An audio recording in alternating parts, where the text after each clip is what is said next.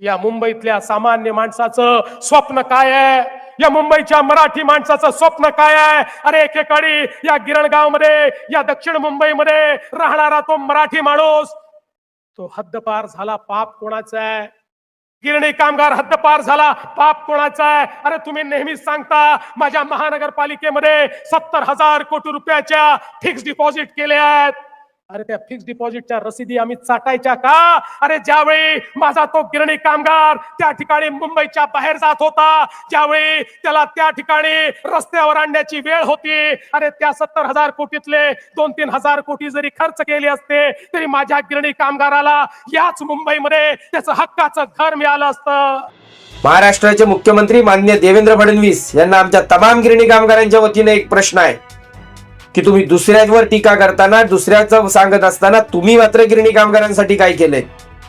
गेली 2014 पासून आज 2026 गेली 12 वर्ष तुम्ही सत्तेत आहात किंवा सत्तेच्या जवळ आहेत, सत्तेचे अधिकार तुमच्या हातात होते. मग तुम्ही गिरणी कामगारांसाठी काय केलं हे जाहीर करा. फक्त दुसऱ्यावर टीका करून स्वतःचं जे काय पाप आहे ते लपवण्याचा प्रयत्न करू नका.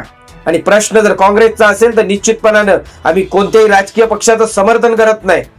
काँग्रेसनी केलेली चूक, गिरणी कामगारांना देशोधडीला काँग्रेसनीच लावलं यात तीळ मात्र शंका नाही. परंतु 2012-13 मध्ये ते पाप त्यांनी सुधारण्याचा प्रयत्न केला, त्याची कुठेतरी प्रायचित्त करण्याचा प्रयत्न करून 2012-2013 पर्यंत गिरणी कामगारांना घरं दिली गेली. परंतु 2014 मध्ये तुम्ही सत्तेत आलात आणि तिथपासून आज 2026 आलं, गिरणी कामगारांसाठी एकही वीट नव्यानं रचली गेली नाही. हे मात्र सत्य, हे तुम्ही जाहीर करा.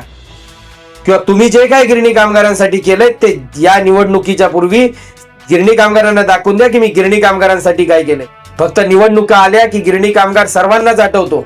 सर्वच राजकीय पक्षांनी, कोणत्याही राजकीय पक्षांनी गिरणी कामगारांच्या बाबतीत आजपर्यंत ठोस भूमिका घेण्याचं धाडस दाखवले नाही.